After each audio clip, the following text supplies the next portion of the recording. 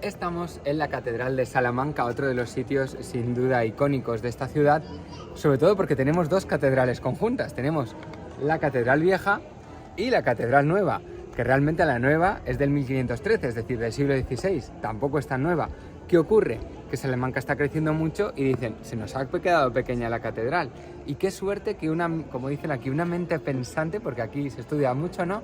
Dijo, bueno, como no sabemos cuántos años, que fueron unos 200, nos va a llevar construir la nueva, vamos a dejar la vieja, creamos una comunicación interna y mientras vamos construyendo la nueva, seguimos utilizando la vieja. De hecho, la nueva es muy interesante porque estos edificios de aquí eran jesuitas, toda esta parte de aquí, que toda Salamanca es muy monumental, y como los jesuitas estaban ampliando, en lugar de empezar como se suele empezar una iglesia, dijeron, no, hacemos la pared lateral y así los jesuitas ya no avanzan más, aquí ya estamos nosotros. Pero bueno, estamos ahora mismo delante de la Catedral Vieja y aquí hay una serie de cosas excepcionales. Lo primero, el cimborrio que vemos ahí arriba, me encanta la palabra cimborrio. Dicen que cuanto más hacia el sur de la península vamos, más picudos son, por influencia bizantina, y esa cúpula está en el centro mismo de la iglesia. Además, fijaros que es una iglesia que tiene almenas, es decir, que también tenía una función defensiva, de ahí lo de las almenas, porque Salamanca está sobre tres zonas altas y en esta es donde se instaló, una de esas zonas altas es la de las catedrales. Después, ¿qué es lo verdaderamente interesante de esta catedral vieja? Es el claustro. En el claustro fue donde casi tuvo origen la universidad. Al inicio lo que os decíamos, la universidad no era algo de lo que te ibas examinando de asignaturas o de un examen concreto, sino que el examen era un examen finalista. Entonces, en esa capilla, y de ahí viene lo de estar en capilla, los estudiantes el día de antes de su examen final venían y se colocaban frente al obispo Juan de Lucerna. Este obispo, pues es la típica tumba, ¿no? Que está colocada en la capilla, tumbadito, tal. ¿Y qué hacía el estudiante? Había una silla, se sentaba, colocaba sus pies tocando los del obispo, que por lo visto ya no quedan casi pies, no le hemos entrado a ver, nos han dicho que están tan limados. Y se decía que pues repasaba los temas con él, pero además entraba en un estado un poquito de meditación. Porque hay que pensar que todos los años de estudio culminaban con un día de examen. De ahí eso de estar en capilla para el día de antes de casarte también, ¿no? ¿Qué es lo bonito de esto? Aquella puerta pequeña era por la que salían los estudiantes si suspendían y se llama puerta de las calabazas porque venían con calabazas y las tiraban a la cabeza. En cambio, si aprobaban, salían por la puerta principal, por la puerta de allí, que era la puerta de los toreros, porque salían a hombros. ¿Qué pasaba si aprobabas? Tenías que hacer una fiesta, invitar a los profesores, tenías que hacer una corrida de toros, porque Salamanca siempre ha sido y es muy taurina, tenías que hacer una corrida de toros, bueno, gastarte un dineral. ¿Qué hacía la gente? ¿Suspender? No. Aprobaba, pero intentara que su aprobado fuera o en época de cuaresma o en época de luto, porque en esos momentos no hacía falta organizar esa super fiesta para celebrar el aprobado. Así que ya sabéis, una catedral que es bonita, que tiene su cimborrio y tal, pero que realmente es el alma mater de esta Universidad de Salamanca. De ella es donde nace esa cultura de estudio a partir de Alfonso IX y que después hace que toda la ciudad que crece sea una ciudad eminentemente universitaria. Algo que no he explicado porque lo daba por hecho, pero ahora hablando con Mercedes es cierto que no somos conscientes, es que el día del examen de cada persona era un día muy especial, no solo para esa persona, sino para la ciudad, porque ese evento con la corrida de toros, con la fiesta, con invitar a vino, a cerveza, a todo lo que se pudiera, era casi para toda la ciudad. Entonces hay que pensar que el día del examen ese estudiante entraba en capilla, se colocaba ahí con el obispo, con sus piernas, muy bien, pero aquí fuera, aparte de que en esta plaza se celebraba un mercado, teníamos a todo el mundo esperando con los tomates podridos o con las calabazas para tirárselos y suspendía por el cabreo de, oye, que tienes que pagar la fiesta y has suspendido, ya me he quedado sin fiesta por tu culpa. Y a la otra parte diciendo, venga, que este va a probar, que vamos a tener aquí unos días de boda gitana. Así que no lo veamos como eso de que ahora vamos ahí en manada, nos sentamos en una clase, hacemos el examen, salimos. No, aquí era un evento social absolutamente cada día de examen, porque aparte hay que pensar que no había tantísimos alumnos, era algo un poco excepcional el que se podía permitir, sobre todo en esos inicios, cuando era en esa capilla. Y además algo muy chulo es que en los orígenes apenas se estudiaban 3 asignaturas, que solía ser gramática, filosofía, además después se amplió, empezamos también con toda la parte más matemática, la parte de teoremas y de esencia arquitectural y demás, y fue ampliándose poquito a poquito lo que se estudiaba, pero es que al principio todos estudiaban absolutamente lo mismo, no era quiero estudiar esto, no, voy a la universidad y estudio lo que la universidad me ofrece directamente. Pero bueno, lo divertido aquí es eso, imaginaros esto con tenderetes, con tomates podridos, aquellos con las calabazas, como este suspenda lo reviento, y los otros diciendo, venga, que me he puesto de gala porque este va a probar y nos vamos de fiesta. Estamos ahora en la Catedral Nueva, esa que se construyó en el siglo XVI y que verdaderamente supuso una ampliación de casi un 300% de superficie. Por dentro este edificio es enorme y fijaros que estamos aquí pegaditos lo más distantes que podemos, pero realmente pues no habrá más de 10 metros de separación con los edificios jesuitas que iban creciendo y que hicieron que esta fuera la primera fachada en crearse. Fachada de ese estilo esa palabra tan bonita que nos hemos aprendido aquí, de estilo churrigueresco. Esa familia churriguera son unos arquitectos que vienen con ese estilo barroco súper recargado y que son los que diseñan esta fachada. Esta fachada es la fachada del Nacimiento y en ella tenemos la adoración de los pastores, la adoración de los Reyes Magos y después tenemos en la parte de arriba la parte del Calvario. Vemos la cruz con Jesús en el Calvario. No penséis que es que se han robado estatuas de santos, ni mucho menos en la parte de abajo, sino que, como siempre, este tipo de proyectos se quedan muchas veces sin acabar. De hecho, los salmantinos se supercongratulan de haber dejado la catedral antigua para que no les pasara como, por ejemplo, en Palencia, que en Palencia con P derruyeron la catedral vieja prácticamente, comenzaron la nueva y al final se quedó un mix de las dos, porque es muy frecuente que estos proyectos se queden a mitad de desarrollo por dinero.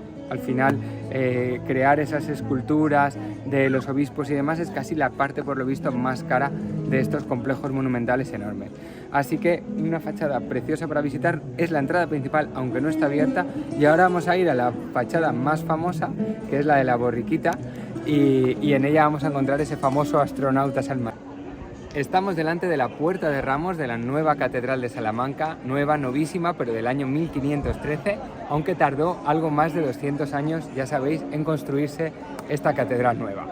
De hecho, esta no es la fachada principal, aunque pueda parecerlo, porque aquí sí que tenemos una plaza preciosa, la Plaza de Anaya, pero esta plaza no existía cuando se construyó la catedral. Pasaba exactamente lo mismo que con este lateral. Este lateral, que es el de la puerta principal, el de la Puerta del Nacimiento, está pegado con el edificio jesuita y todo esto eran casas. Lo que pasa es que se derruyeron para darle un poquito de empaque a la catedral, que si no prácticamente estaba cerrada por casas alrededor. Entonces, en esta puerta de la Borriquita, lo que vamos a encontrar es precisamente la imagen que es muy famosa el Domingo de Ramos y que sale por esta puerta para celebrarlo, de la Borriquita con Jesús, con María y con José, pero vamos a encontrar toda una serie de elementos nuevos que en realidad son de 1992, cuando se restauró. Y por ley española, y bueno, realmente esto es algo que los monumentos de UNESCO y demás, Mercedes nos explicaría más, ¿no? Es obligatorio que se vea que ha sido restaurado, y para eso una de las formas de hacerlo es incluir elementos modernos que además sean específicamente de la época en la cual se está realizando. Entonces, ¿qué vamos a encontrar aquí? Pues vamos a encontrar un astronauta, por Neil Armstrong, llegando a la Luna. Vamos a encontrar un lince ibérico, porque en el momento, en 1992, se pensaba que era una especie que se iba a extinguir en España. Es como si fuera un gato montés, que tiene las orejas así muy largas, preciosos, y que gracias a la labor de repoblación, pues parece que algo se ha recuperado. Después vamos a encontrar también los elementos de el agua, el aire y la tierra referentes a lo que sería Salamanca. La tierra representada por un conejito, una cigüeña va a representar el aire y un cangrejo de río va a ser el que represente directamente el agua, y que realmente es por el río Tormes que pasa justo aquí delante. Y después también vamos a encontrar algunos otros elementos así más divertidos, como un demonio que se está comiendo un helado de cucurucho con 2 bolas y una serie de cosas que nos reflejan que toda esa parte está restaurada. ¿Por qué lo reflejan de este modo? Porque está restaurada prácticamente con el mismo estilo, mismo tipo de piedra, mismo todo. Por ejemplo, si nos vamos a Mérida y vemos el Teatro Romano, lo que han hecho ha sido colocar que los trozos que son nuevos son en diferente color, son con diferente material, para que quede reflejado que efectivamente es una reconstrucción o una restauración. Recomendamos muchísimo la entrada, te incluye esta iglesia, los museos y demás, y va con audioguía. Es enorme el complejo por dentro, no nos dejan grabar, pero es muy bonito y súper recomendable. No nos podíamos quedar sin hablar del conejito de Salamanca. Igual que tenemos la ranita, tenemos el conejito, que es este de aquí, que está negro de la grasa de los dedos, de que la gente venga a coger suerte. Pero aquí es donde tenéis toda esta zona restaurada, que tenéis el Satanás con el helado. Aquí tenemos el astronauta. Pero vamos, la verdad es que no deja de ser algo interesante, pero es muy curioso que todo el mundo viene a esta zona a hacer los vídeos, a hacer las fotos y se pierde toda la magnificencia del edificio, que es precioso y que sobre todo dentro, insisto, es súper bonito. Para poder contemplar lo preciosa que era la nueva catedral, en el 1800 se tiró esta plaza de Anaya. Se le llama Plaza de Anaya por el colegio que tenemos allí, que es el Colegio de Anaya, que fue una de esas primeras residencias para estudiantes. No era una residencia como las que tenemos actualmente, sino que los estudiantes recibían las lecciones dentro de esa propia escuela. Hacía las funciones de todo. De hecho, se dice que solamente pisaban una vez la universidad en su vida, que era el día del examen, porque todas las lecciones las recibían ahí dentro. Vamos a hablar de dos elementos que están relacionados con esto, que es esa gente que no tenía recursos económicos para estudiar y que eran los copigorrones. ¿Por qué? Porque iban vestidos diferentes, porque aquí la gente vestía con unas túnicas, unas boinas y una serie de cosas así muy aristocráticas para ir a la universidad, un poco feas, ¿no? Pero bueno, muy de época, y estos copigorrones no tenían acceso a esto. Entonces, para poder tener algo de dinero, aparte de que en este tipo de escuelas trabajaban y generaban algo de ingresos, lo que hacían era ser empollones y servir de atril. ¿Qué significa esto? Sobre todo en los inicios de la universidad, el suelo estaba frío, no había donde sentarse, no había donde apoyarse. Entonces estos empollones madrugaban un montón y le calentaban el sitio al señorito. El señorito que tenía dinero les pagaba a cambio de que este copigorrón llegara, se sentara y calentara el mármol del suelo. Después, una vez que llegaba, el señorito se sentaba, le pagaba y el copigorrón tenía que buscarse un sitio en el aula. ¿Vale? Los copigorrones realmente no son los que venían a este tipo de sitios, eran un punto intermedio. Los que no tenían nada de dinero tenían que conseguir entrar aquí, pero solamente entraban 17 personas.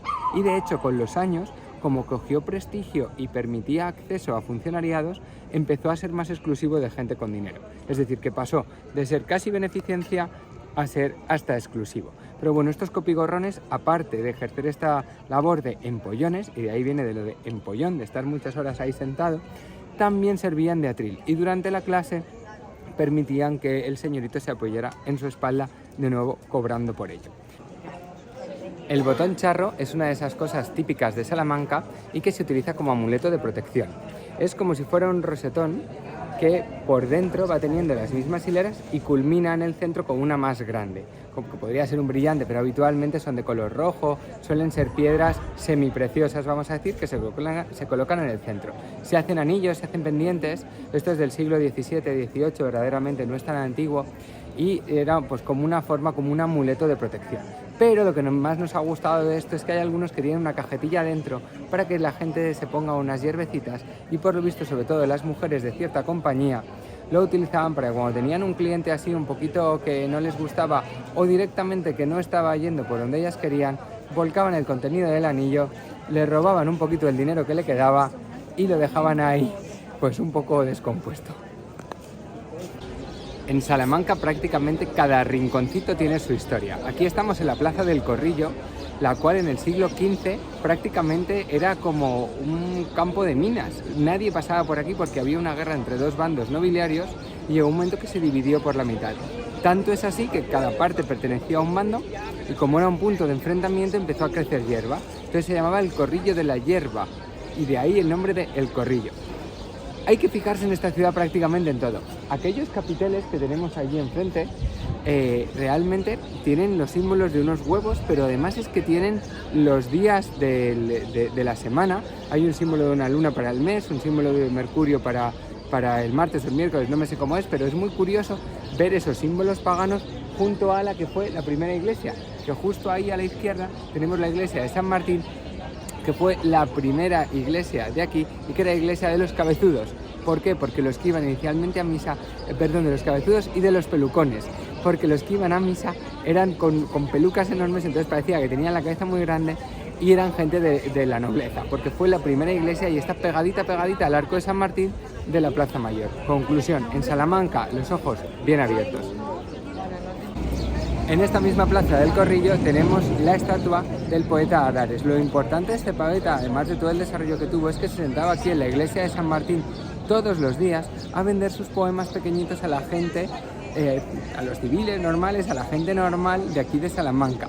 Fue alcanzando prestigio y ya fue cuando sus libros se empezaron a editar. Pero lo bonito de este señor, y más allá de su poesía, es su historia. Empezar desde la nada, sentado en las escaleras de una iglesia vendiendo tus poemas, y acabar teniendo en una de las plazas principales de Salamanca una estatua conmemorativa. Estamos en la Plaza Mayor de Salamanca, uno de sus iconos. Tiene un montón de vida, la verdad es que este sitio, además de ser precioso, tiene alma, tiene carisma, porque hay mucha gente y sobre todo porque los locales la disfrutan como propia, no se ha convertido en algo turístico. De aquí tendríamos para contar un montón de cosas. Lo primero, el tipo de piedra con la que se ha realizado. Es piedra arenisca, pero es una piedra concreta que se llama piedra de Villamayor. Es una piedra que hace que Salamanca sea en cierto modo una ciudad dorada, así se le conoce, porque sobre todo por la noche todos estos espacios, igual que las catedrales, las zonas jesuitas, la universidad, las escuelas mayores y menores, es que son literalmente doradas, es precioso. Así que esta piedra de Villamayor es uno de los emblemas que ha permitido la construcción de esta plaza. Bajo ella, en la parte baja de las columnas, vemos granito, porque es lo que da más soporte, porque al final esta piedra es un poco más endeble. Dentro de esta plaza, que es originaria del 1700, encontramos distintas zonas. Tenemos la zona consistorial, que fue la última en construirse. Después tenemos la zona de los petrineros, que es la zona que está dedicada principalmente a los sabios, escritores, poetas, a lo bonito de esta ciudad. Y es muy curioso porque esta plaza no es cuadrada, es trapezoidal. ¿Y por qué es trapezoidal? Sobre todo porque allí vivía un noble que no quería que de ningún modo le cambiaran su casa. Tanto es así que hay uno de los arcos que es un arco más grande para que pudieran pasar sus carruajes. Una vez que dio el ok, permitió que por ahí pasaran carruajes. Fijaros que en esta zona hay muchos de esos circulitos donde tenemos esculpido a personas relevantes. Dentro de esos escudos hay algunos que están vacíos. Generalmente es porque todo esto es de propiedad privada y los nobles no querían tener debajo una persona que no fuera de su familia representando algo, porque no era de ellos, era del noble que para eso lo había pagado. De hecho, los que tienen un círculo azul y que tienen como un relieve grisáceo es porque todavía no están completados. Y ello me lleva a una de las cosas más importantes de esta plaza, que es allí al final vemos uno de estas representaciones que es muy nueva, prácticamente está blanca, está impoluta. ¿De quién es? De Alfonso IX, y es algo súper indignante porque Alfonso IX fue el que trajo la universidad a Salamanca, fue el que la promulgó, el que preconició ese primer espacio de estudio consistorial y demás.